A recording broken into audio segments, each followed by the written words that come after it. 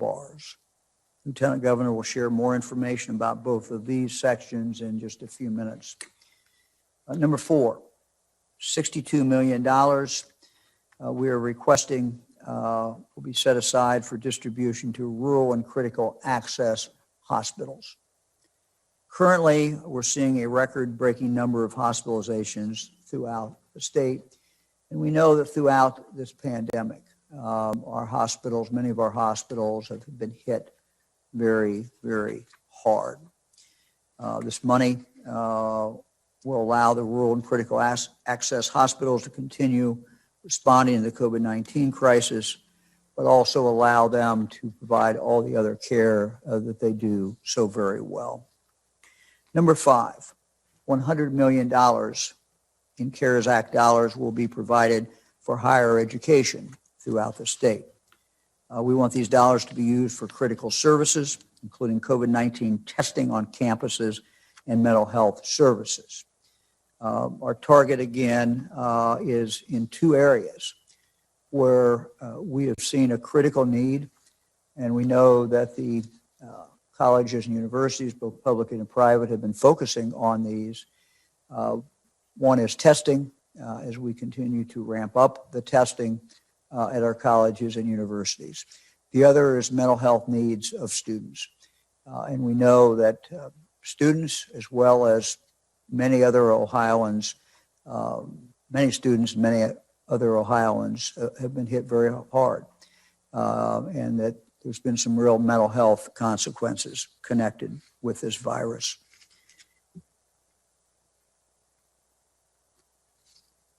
Number 6, we're allocating $25 million for nonprofits throughout the state. Nonprofits certainly provide many important services to Ohioans, food, shelter, other social services, particularly important during this pandemic. These dollars will help our nonprofits to continue the good work that they're doing every day.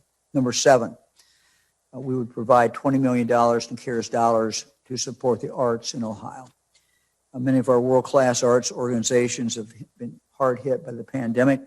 These dollars can help keep their doors open, artists working, and preserve these really precious resources. Some of the great jewels of Ohio, preserve them so they'll be there when this pandemic is over. Before I turn the floor over to the Lieutenant Governor, well, let me go ahead right now, actually, and do that. John, do you want to go ahead? Sure. Thank you, Governor. I want to thank you for your leadership in supporting this package. I want to thank the members of the General Assembly, in particular the ones that are part of this event today. Their leadership and commitment to working through the issues that needed to be worked through to make this possible is greatly appreciated. I want to just focus a little bit on the 2 pieces that largely affect small businesses. Throughout the virus, some businesses have done well. As a matter of fact, I was talking with some today who are having their best year ever. We also know that some businesses are barely making it. Some have closed and some are struggling. And this is really focused on them. It's focused on those locally owned businesses, those that we've come to depend on over our lives, that we want to be there when we get out of this, who are in a time right now where they need some help. And we recognize we won't be able to help everyone, but what we're announcing today will help many keep their doors open and keep the lights on and keep people employed. Let me just talk about the relief package for small businesses. That's $125 million for the Small Business Relief Grant Program. It will provide $10,000 grants to eligible small businesses, those businesses with no more than 25 employees. That's who we're targeting with this. The businesses can use this money for a variety of expenses that would include mortgages, rent payments, utility payments, salaries, wages, which we know healthcare premiums are paid out of many times, business supplies and equipment, and other related costs to keeping the business open, moving forward, and viable. The application process for Small Business Relief Grant will open on November the 2nd. and this is an important piece of information right here where you go to apply, businesshelp.ohio.gov. I'll repeat that, businesshelp.ohio.gov. Every county will have an opportunity to receive, businesses in every county will have an opportunity to receive relief through this grant program. 44 million of this will be set aside to ensure that all 88 counties get at least 50 businesses in each county that are funded, to make sure that the monies are reaching everybody, and each business who meets the criteria and submits a complete application will be eligible for $10,000, as I mentioned. The applications will be approved beyond that on a first come, first served basis. And when a county's allocation is depleted, other businesses will be eligible. It's just that we'll be on that first come, first served basis. If we do not receive enough eligible applications after 21 days in every county, then those funds will be turned back into the pool for first come, first serve opportunities. So that describes the parameters for the small business grant package. Now I want to talk about a relief for our bars and restaurants. This is no doubt every week for nearly the past 7 months, I've done a conference call with bars and restaurant owners, because we know that they really struggled during this time because for obvious reasons. What we're going to do for them is that we want to provide, and by the way, they're eligible for the first grant. They're eligible for the $10,000, but they're also, many of them are going to be eligible under this provision. We will be providing $37.5 million in CARES Act funding that will go to our restaurants and bars. The checks will amount to $2,500 that will be distributed to eligible restaurants and bars with on-premises consumption permits for liquor. So that's the basis on which you're eligible. This includes bars, restaurants, breweries, distilleries, wineries, and other on-premises locations. They need to have an active on-premise permit at close of business today, October 23rd, 2020. Businesses do not have to be currently open, but they do have to have an active liquor license. And if you qualify, as I mentioned, you can apply for both the $10,000 grant and for this relief assistance. And this can also be found at businesshelp.ohio.gov. And as I mentioned at the outset, we know that we can't reach everybody with these, but we're going to reach a lot of people with these. We're going to help build that bridge for them to get through this low point that many of them are facing, to get them to the other side, to help them keep their doors open, and to keep people employed. And this is just one sign, one thing that we've done. We'll continue to do things focused on small businesses. $1.5 billion in checks went out this week from the BWC to businesses that you should be receiving them. This is step 2 of that process of continuing to help support businesses, and particularly in this case, small businesses, to help them during these difficult times. And we're all in this together. This is just another demonstration that we just really appreciate what our small businesses do in this state. Governor? Lieutenant Governor, thank you very much. Let's turn to our Senate President, Larry Obhoff. The Senate President has worked so very, very closely on this package and putting this together, and we appreciate his work and his staff's work. And Mr. President, thanks for being at the press conference. Thank you, Governor. I'll keep my comments quick and leave the meat of any of it from the Senate side to Matt Dolan and Stephanie Kunze, who really did the lion's share, the two of them, of the work on this. But I don't want to be too repetitive of what Lieutenant Governor Husted said, but I think that the Small Business Assistance Program is going to be a great shot in the arm. Obviously, every little bit helps when you're going through some of the challenges that we are economically right now. And this was an idea that that a number of statewide office holders, including Auditor Faber and Treasurer Sprague, had proposed as well, and or at least some variation of something like this. And I'm glad that we were able to bring that to fruition. And you know, from top to bottom, the things that we're talking about are things that are really going to help on the ground almost immediately for people who really need it. So whether that's rent or mortgage or utility assistance or assistance to nonprofits that maybe weren't able to benefit from the PPP program to the extent that some businesses across Ohio were earlier this year, or the funding for critical access hospitals. I just think that what we're doing here is so important for so many people.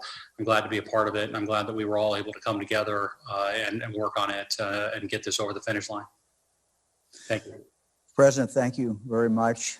Speaker Cupp, ask him to speak now. We thank him for his work. He's been intimately involved in putting this package together, he and his team. So, Mr. Speaker.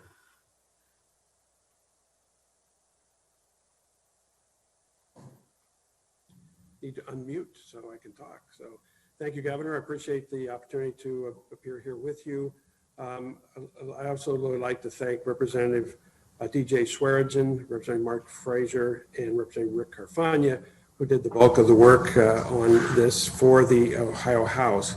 As has been said, and we all know, the pandemic has impacted so many aspects of our daily lives and the financial circumstances of so many. And members of the House are fully committed to safely and responsibly continuing to run our economy and to support job opportunities in Ohio families. And we think this package helps in that regard. So Ohio has made progress, but there's more to do. We still have an employment rate that is what we'd all like to bring down, and small businesses are particularly vulnerable. So I'd just like to turn over then to Representative Swearingen to talk about more small businesses. He has been a real champion for Ohio small businesses in Ottawa and Erie counties and at the State House. And Governor, you recently signed a bill that he passed, sponsored House Bill 669 to support small businesses. So I'm turning over to Representative Swearingen. Thank you, Speaker Cupp. Really appreciate it. It's a privilege to be here today, and thank the governor for inviting me to be a part of this announcement, and you and President Ophoff. Many people and organizations throughout our state have really been deeply affected in a variety of ways by the pandemic. And as we've identified, one particular group that has faced economic decline is our small businesses. And as we're all aware, we've seen Ohio businesses struggling in a major way financially due to the effects of COVID-19. And to help curb this impact, I'm pleased to stand with my colleagues here today in announcing the release of a $125 million grant for small businesses across our entire state of Ohio. The Ohio Small Business Relief Grant Program will assist Ohio businesses that have been harmed by the effects of COVID-19. And these grants are necessary at this time as we continue to help businesses respond to the crisis of the current public health emergency. I'd like to note a few points, and Lieutenant Governor Husted touched on them earlier, that it allows up to $10,000 in grants from either state or local coronavirus relief funds. It's going to be specifically targeted to aid those businesses who have been hit hardest by this pandemic. This package is also going to allow small business grants to those that have 25 employees or less. So again, we're trying to be very targeted and measured with our approach. The grant funds are to be used to reimburse eligible businesses for expenses such as PPE, measures to protect employees and customers, mortgage or rent payments, utilities, and for salaries or wages for employees. And I'm proud to stand by Ohio businesses throughout the state. And for those throughout my district in Erie and Ottawa counties, my district has industries such as agriculture and manufacturing, and they've also been hit by this virus. But a large part of our business community is dependent on tourism, who really had their window of opportunity to generate revenue for the year close very recently. So I'm proud that we'll be able to get some relief to them. As a state rep, you get a lot of calls from constituents, and one call that stuck out to me during the COVID-19 pandemic was from a small business owner who has several employees, but really works for himself as a sole proprietor. And this gentleman had trouble getting the unemployment insurance for small businesses while there was the shutdown going on. And, at one point was very strapped for cash and didn't know how they were going to pay the bills. And actually his daughter stepped up and gave him her stimulus check. And it was a precarious situation, to say the least, for our small business community during COVID. So it's a great opportunity at this time to stand for those businesses and try to get them some relief moving forward. And while these grants are going to help small businesses and their employees get back on track, we also understand in the legislature that there's a lot more work to do in order to deal with the effects of COVID-19, and we're ready to get back and do that work. And I'd like to thank the governor again, and Speaker Cupp and President Obhoff for inviting me to join the announcement today. And hopefully we make Ohio better as a result. And I'll turn it over to Senator Coonsey.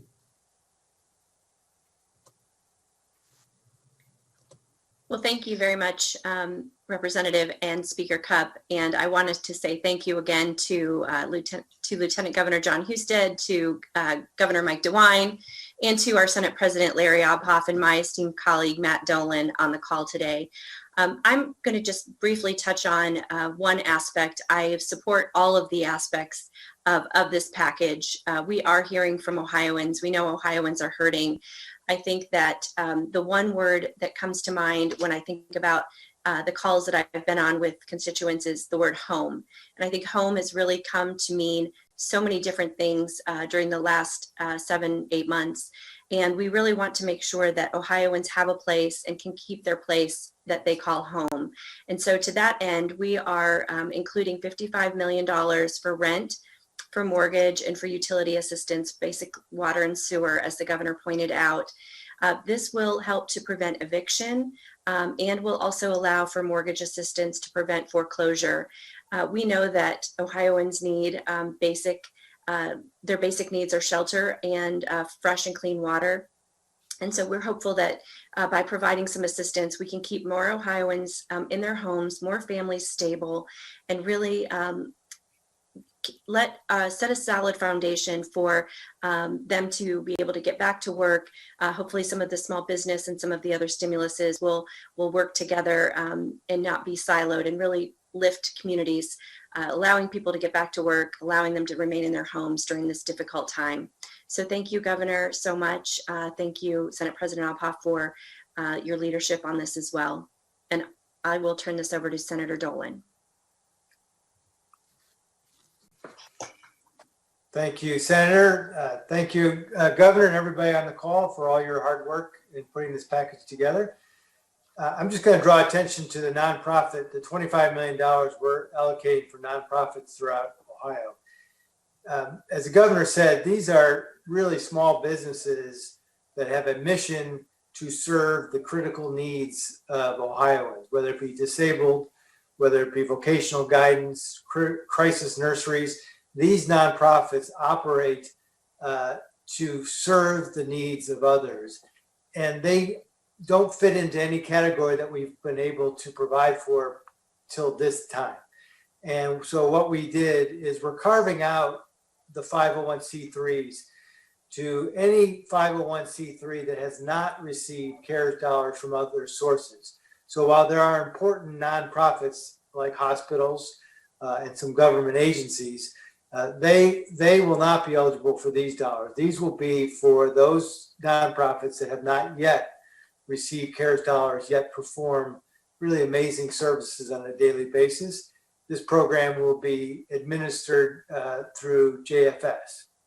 And then quickly just thanking the Chancellor for his hard work on this package, and recognizing that, there are many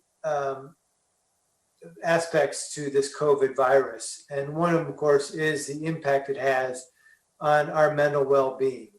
And that is so true for our young men and women who are maybe away from home, going to college and now experiencing something completely different, maybe being a little bit isolated, a little bit concerned. And these dollars will help the colleges and universities to provide that necessary service as well, so that not only can we physically do the right things to beat this virus, but we will maintain our mental strength as well for our young college students. So it's a great package. As all of us have said, there's more to do, but I'm proud to be part of this group in providing necessary relief. And I think with that, I will turn it over to Representative Carfagna. I believe it's Representative Frazier first, but Senator, I'll take my slot. Thank you.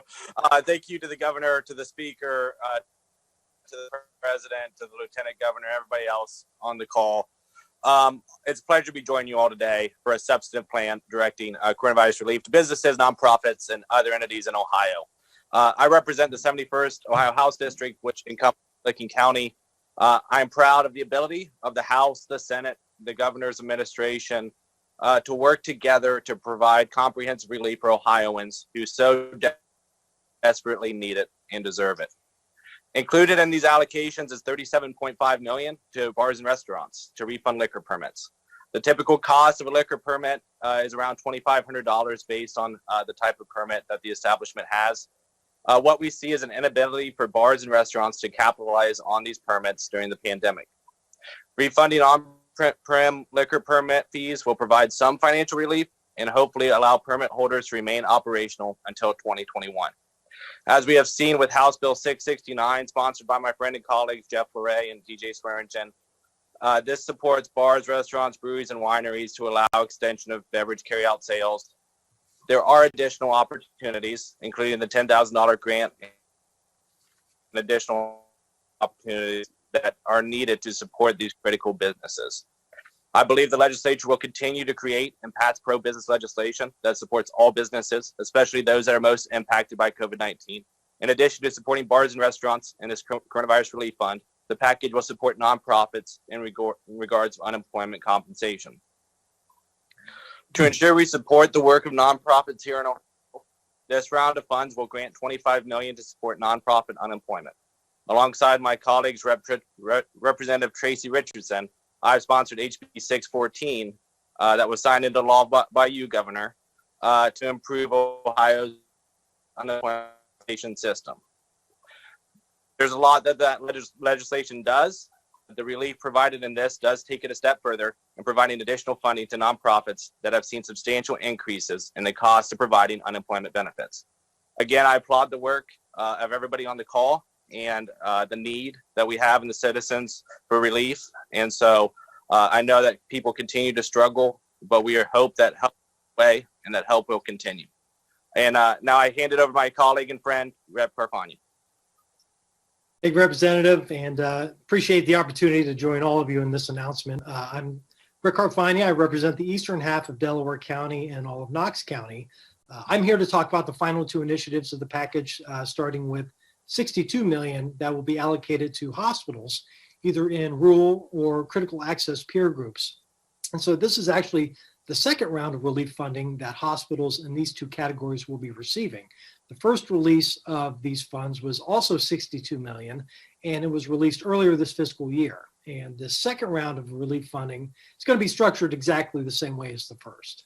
So there are 70 rural and critical access hospitals across the state, and they've been working harder than ever on the front lines during this pandemic. They've been taking on serious responsibilities, tackling an extremely high volume of cases in remarkable fashion.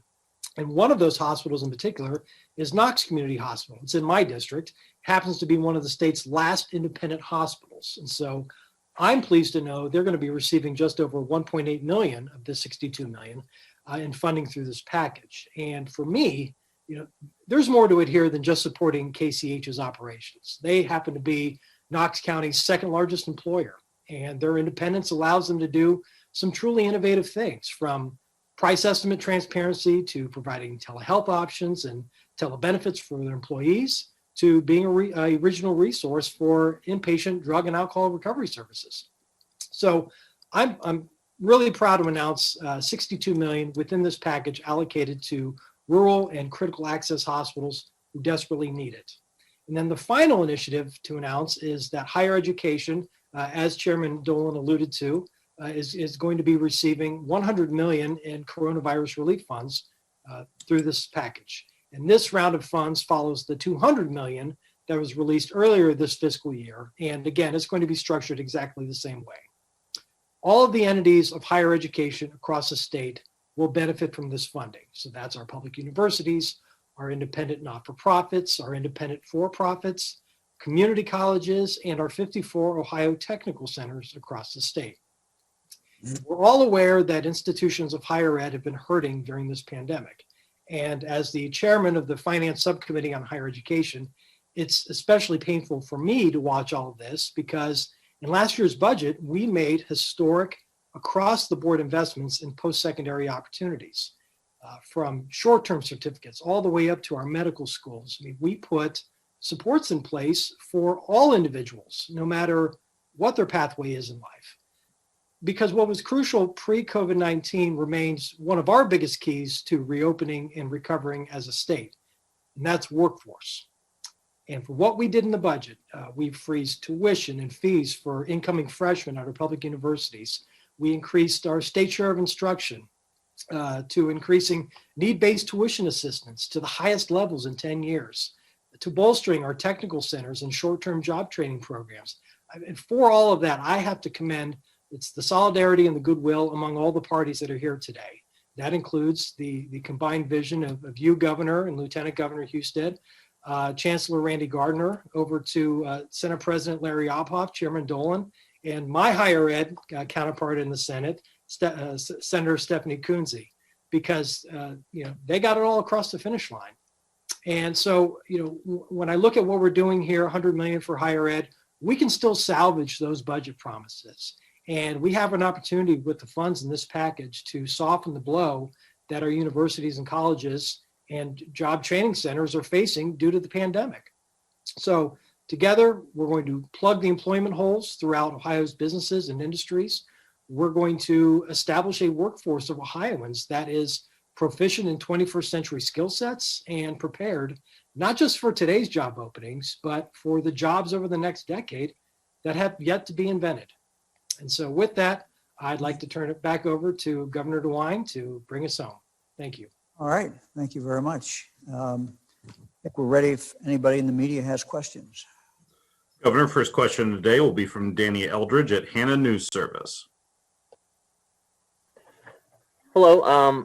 So I guess this question is probably for the big three. So can you talk about how you settled on these numbers for these various entities, and what is the plan for the rest of the CARES Act money that's still left unappropriated?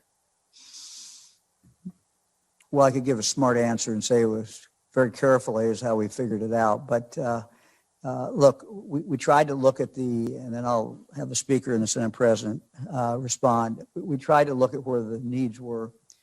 We tried to also look at what money had already been put out.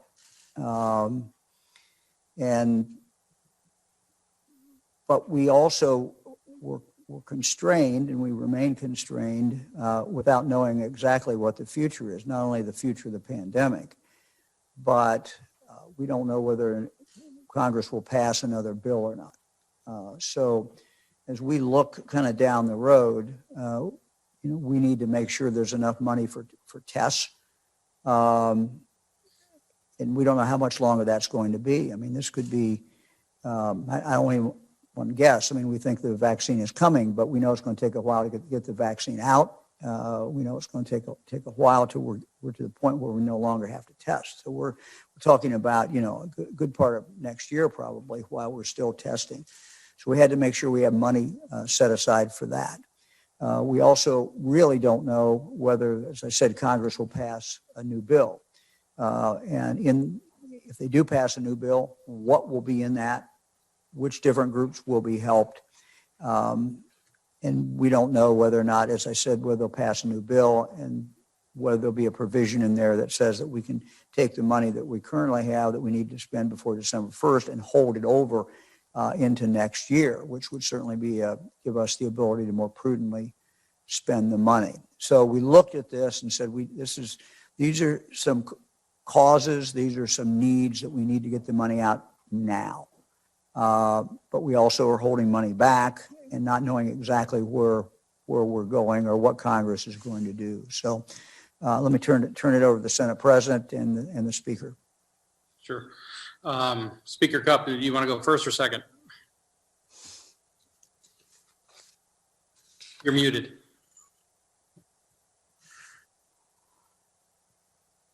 Unmute there. Okay. Still learning this technology here. So I would say just very briefly, I think the governor is correct. I would concur in his assessment. It's a matter of judgment based upon what we know now, concerned about what we don't know, sort of just like the pandemic. And so it's based on collective judgment on all these facts. And it seems like an appropriate allocation at this time. And I agree wholeheartly with that assessment that we really looked at the areas that we thought needed it the most and tried to do what we thought was possible while reserving some funding for future needs. So there is still some CARES Act money left after this. We do anticipate, or at least I anticipate, Congress and the President getting some version of additional relief done, but we can't bank on that. So we're trying to be as responsible as possible and hold back, what might be necessary for us to hold back, at least in the short term, until we see what else is coming. But this package overall will provide relief to small businesses, to people who have difficulty paying their rent or their mortgage or their utilities, to the bars and restaurants who are suffering so much under the current economy, to nonprofits, to higher education, to critical access hospitals. Some much needed funding for arts groups who probably have borne the brunt the hardest of anyone in the state, and also for daycare providers. So we really tried to hit all of the areas that we thought were necessary, and I think we came up with a good overall balance. Next question is from Mike Livingston at Gongwer News Service. Hey, good afternoon. I guess, since we got the big three here together, I got to ask you about House Bill 6. What's your frame of mind going into lame duck, and how confident are you that you all come to an agreement on repealing and replacing and what that looks like? Thanks. I'll refer to our two leaders. All right. Bob, go ahead. I saw you starting to talk there. I would just kind of say what I've said before, that this is a complex bill. It has a lot of ramifications that are known and unknown. Our select committee has been very diligent and worked very expeditiously, I think, to pull it apart and to see what is workable, see what is salvageable, see what needs to get rid of, what needs to be changed, and are working on all of those elements to see if a repeal and replacement can be put together. And so we're hopeful that we can accomplish that yet this session. That is our goal. That's what we're working toward. And hopefully we'll have an agreement not only among the members of the House, but also, with the Senate and the governor. Mr. President. And my thoughts on it haven't really changed over the last 5 months. So I'd refer you back to my earlier comments, other than to say, I know there's been some work done in both chambers, and there's a new bill in the House. I think it's House Bill 772 that we're going to be taking a look at, and potentially giving hearings to over in the Senate, whether we have a companion bill or not. I think we're going to tee that up for discussion and consideration. And my position has not changed. So. Next question is from Jeff Reddick at WSYX in Columbus. Good afternoon. Governor, there is reports circling this afternoon that you were the subject of another plot in the style of Governor Whitmer from Michigan, plans to make a citizen's arrest on you in some kind of forceful way at your home. Just curious if you were aware, when you were briefed, and your message to those who would try to subvert Ohio's elected leadership. Well, I was not aware of any plan. And look, we're going to continue to do what we need to do every day. Our life goes on, and we're going to do what I need to do. So I don't know the details of the so-called plan. Can't really comment about that. But as I said, in regard to what happened, Governor Whitmer It's despicable. That anyone would want to, in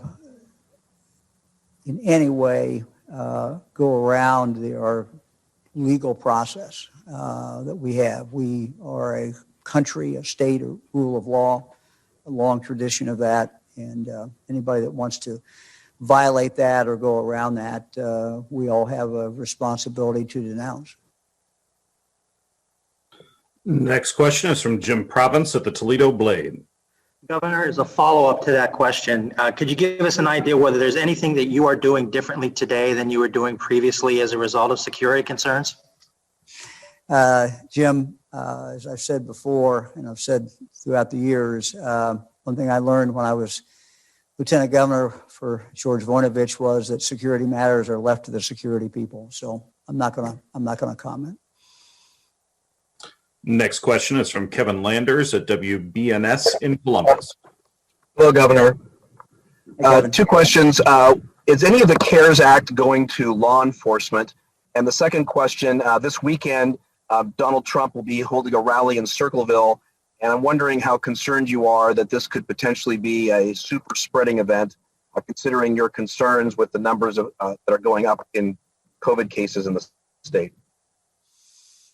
Yeah, to my knowledge, there has not been any direct funds yet to law enforcement. As far as the event tomorrow, I would just encourage everyone, as much as I can, to wear a mask.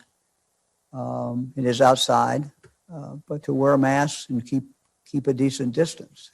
We can continue to do things. Political rallies are, in the long history and tradition of this country going back to the beginning. They can continue, but this is a very unusual time. This is a once in 100-year time, and this is the time to be careful. This is the time to protect yourself. This is the time to protect your fellow Ohioans. So wearing a mask, keeping a distance should apply tomorrow, as it does any other gathering together of people in Ohio. Governor, I wanted to add to Kevin's to your answer to Kevin's question that local governments, counties and cities, communities like that receive CARES Act dollars, which they are allocating to law enforcement.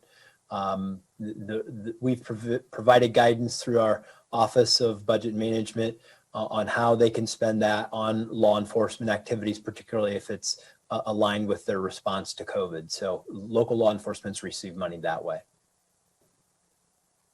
Next question is from Jake Zuckerman at the Ohio Capitol Journal. Good afternoon. A question here for Speaker Cupp and President Ophoff. House Bill 268 was introduced this GA. It would essentially prohibit employers from taking any adverse action like firing an employee if he or she refuses vaccination for reasons of conscience or religious beliefs. With COVID-19 in mind and a vaccine looming, do you support this legislation, and should employers have the right to handle employee vaccinations as they see fit?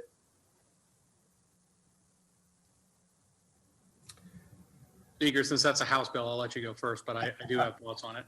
Well, thank you. Well, I guess it's still a House bill, so I'm not sure it has a great deal of support, but we'll work on that with the members of the caucus. I don't think we've had a discussion with our members about that, and we'll take a look at it. But at this point, I'm not being contacted by members of our caucus, believing that that's something that absolutely has to get done this session.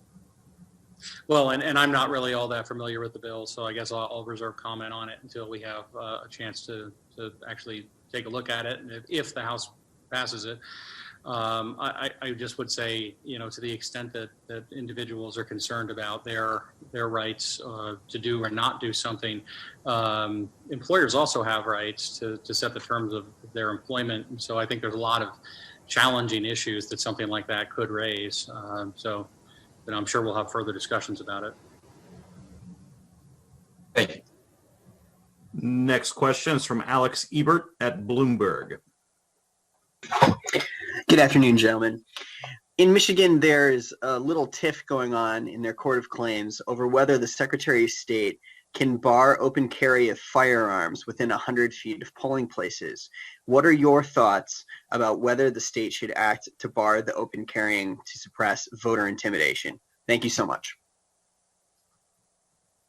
Let our legislative leaders go first. I'm not going to comment on what Michigan should or shouldn't do. Okay, I have not heard that as an issue before, but I'm happy to discuss that with my cohorts here and with the Secretary of State. I've not looked at the issue either. Not really familiar with the bill. Next question is from Sean Lanier at WCMH in Columbus. Hey, Governor, when it comes to this plot to, possibly do a citizen's arrest on you, is it at all shocking that we're hearing more about this? And are you at all shocked to hear that something like this happened here in Ohio against you? No, I'm not shocked by it. At this point in my life, not much shocks me anymore. It's a sad thing. Again, I don't know any of the details of this, so I'm not going to comment on the facts here. I've heard the allegation, but look, we have people in every state who believe that they can take the law in their own hands. We have people who believe that the government's illegitimate and that they have every right to go and basically overthrow the government in one form or the other. I think it's incumbent upon all of us to denounce that and say that's wrong. Whether that's coming from the left, whether it's coming from the right, it doesn't matter where it's coming from. That is wrong. We have a long, long history of respect for law, respect for our democratic process. Our history in this country is that we can disagree, we can battle it out. We see that in the legislature. We see that, when they're talking about bills. We see it in Congress. We see it among presidential candidates for governor, and all that is part of our process. A robust debate, tough debate, but we all accept the fact, except a few who are out there, that's where it ends. And that we have elections, and elections decide things, and we have court cases, and they decide things. And there is a process, a wonderful process for us to work things out in this country. And the idea that some people think that they're can override what everyone else wants to do, they can take the law in their hands, is just despicable, and it's wrong. And again, I'm not commenting about this incident. I don't know the facts, but we are seeing people out there who believe that. And we have an obligation, each one of us as elected officials, opinion leaders, to denounce that and say, that is wrong. It's wrong morally, it's wrong legally, it's anti-democratic, it's anti-everything this country stands for. Next question is from Andrew Welsh-Huggins at the Associated Press. Oh, hi there. Good afternoon. This question, Governor, feel free to weigh in on this, but this question initially is for Speaker Cupp and Senator Obhoff. So each Tuesday, as you know, the governor interrupts his coronavirus briefing to draw attention to the huge spike in gun violence we've seen during the pandemic. And then he's asked lawmakers for action on Senate Bill 221, his strong Ohio legislation. I did speak the other day with Senator Obhoff about this, but I was wondering if Speaker Cupp or Senator Obhoff could address what chances, if any, does some or all of that bill have this year? Thank you.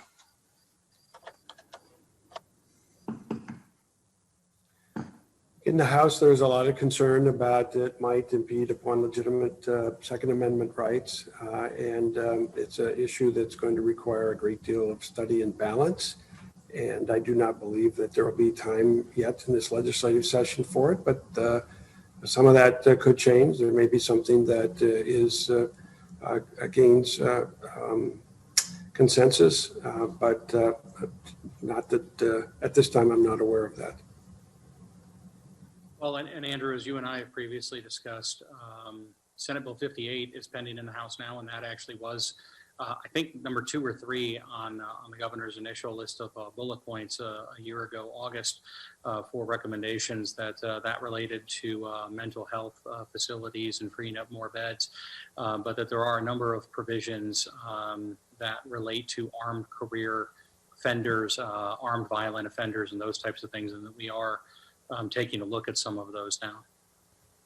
And that those are things that we actually legislated on in the relatively recent past. I want to say probably in the second half of the 131st General Assembly, possibly the first half of the following, but things that we're willing to take another look at. Next question is from Monica Castro at WHIO in Dayton. Hi, I don't know who wants to take this, but in terms of those grants for bars and restaurants, how soon will those funds be allocated and how many restaurants could benefit from this? Also, is there any movement on extending the alcohol curfew for bars and restaurants? Governor, John, you want? Oh, go ahead. No, go ahead. I gave the earlier in the news conference, I gave out the place where that they apply, which would be businesshelp.ohio.gov, which is an important place to do. I believe we said November the 2nd is the deadline, or it was the time when the Small Business Relief Grant will open, and we will grant those on a first come first served basis as quickly as we can. We know that the money is needed. We know that we also know that this was not a system. We don't have a system that was set up to do this. So our team at Development Services Agency will be working diligently to get this money out the door as quickly as they can. And my understanding, as a follow-up to the lieutenant, is that it'll be a $2,500 grant for each of the 15,000 bars and restaurants who would qualify. So that is at least what my staff is telling me is the ballpark number that we'll be giving out is 15,000. And frankly, I think we should all thank the administration for working with us on this because it is an important lifeline, at least in the short term, to an industry that is really hurting right now. And as far as the other question goes, legislatively, look, we'll work those issues out with the governor and the lieutenant governor and the House. But right now, I think what we're focused on is making sure that we get this money out and that we keep everybody safe while we see a spike in the numbers. Next question is from Roosevelt Leftwich at WJW in Cleveland. Yeah, this question is directed toward Governor DeWine. With Cuyahoga, Hamilton, and I think Clark County all very close to hitting purple. Just trying to see if the governor or the state may have any plans to perhaps step in, maybe do some, maybe close bars. We have an issue with schools as well. Is there any plans that if we do hit that purple mark, which is possible, what the state's plans would be with this? At the present time, we have no plans. The color code, and this is, of course, is the big one. The worst color, is based on 7 indicators, and it was designed initially and continues to be designed to inform people, inform school leaders, inform county leaders, city leaders, and inform the general public about what's going on in the county. What I would advise people to do as they try to see exactly what's going on in Cuyahoga County or any other county is to look at the color, but also to look at the number of cases that they've had per 100,000 in the last 2 weeks. And we put that chart out every day. And the numbers change, obviously, every day. You go back 14 days every single day. And so you get that snapshot of what has happened in the recent history, and it tells you what's going on. So Cuyahoga County, for example, the last I looked, may have changed today a little bit, but they're like 70th out of all 88 counties from the top being the worst as far as the number of cases. So their case level, while it's high historically, it's high incident level according to the CDC, but it's not nearly as high as some other counties. So I think you look at those two indicators. Then I think you have to look at, if you're a school, you have to look at what's going on in the school, your school. If it's a public school, you look at what's going on in your school district. I would suggest that anybody, in Cuyahoga County, they have very good data on what's going on per zip code. And you can just break it down and to see exactly what's going on, from the students who are coming to your school in the areas where they live. So I think all of those things are things that should be looked at before making any decisions. Then you also, if you're in the school, you have to balance, okay, how well are my students doing now? If we're remote now, or if we're hybrid, or if we're in person, how are they doing now? And people have to, who are making these decisions, have to balance that all out. We are now at a point in Ohio where virtually every place we're in trouble. We've got 4 counties, I think, left in southeast Ohio where, as of today, it's not horrible. But every place else is not good. It's bad. And so, if we want to keep our schools open, if we want to keep our everything open, businesses open, keep people have confidence in what's going on in the state, we got to knock these numbers down. We knock it down with a mask. We knock it down with distancing. We knock it down with people not doing things with friends and extended family that may seem benign, but in fact turns out to be dangerous. So we control a lot of our own destiny, and it's time for us to get going on this. Next question is from Chelsea Sick at WKEF in Dayton.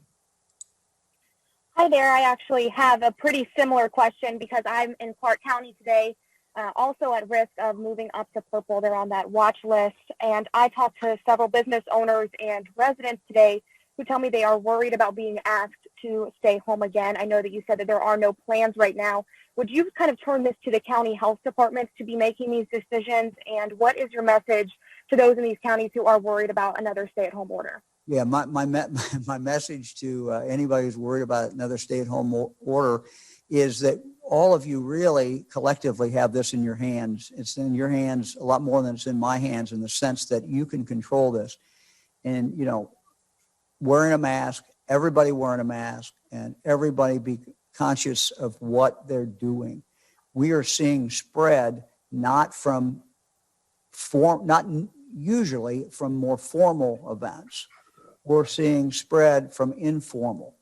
And that means people letting their guard down when they're with family, when they're with friends. And so we got to look at these numbers and say, hey, we can't continue to do this.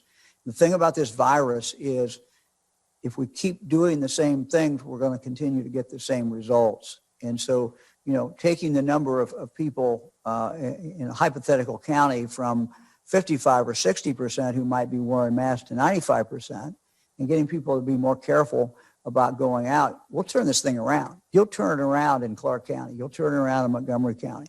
We can do this. But it's going to take all of us working together, fighting our common enemy. The common enemy is the virus. We're all in this together, fighting the virus. Governor, next question is the last question today, and it belongs to Andrew Tobias at cleveland.com. Andrew. Hey, Governor. My question is, obviously, a lot of hospitality and businesses, bars and restaurants have had a lot of trouble so far. With the winter coming up, there's obviously going to be more difficult for them to offer outdoor dining and things like that have helped them so far. So I'm just wondering kind of how serious you think the situation is facing this sector, and kind of what your expectations are of what kind of help they might need in addition to what you guys are doing today. Well, it's very serious for them. I talk to them. I talked, and John has indicated, he talks every week regularly to bar owners and restaurant owners. And we know that this has impacted them very harshly. The whole pandemic is. So we understand the situation that they are in. That's why we try to, get them some money today. We know that's not going to make them whole. That's not going to put them back to where we were, but it will help.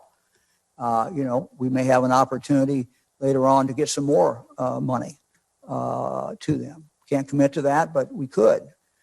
So we want to be able to do that, when we can as we go forward. We know that the 10 o'clock stopping of serving liquor is hurtful to their bottom line. We understand that. And so we try to balance all of these things. We were close to letting, it go and extending the hours, and then we have this spike that is up. So we got to get control of this spike. We got to get control of things, because if we don't get control of things, then all businesses are just going to go down, because people are going to be so scared that they won't go out. So we're trying to balance these things as we move forward. So thank you all very much. And Mr. Speaker, Mr. President, thank you and your members, and we appreciate your good work. Thank you.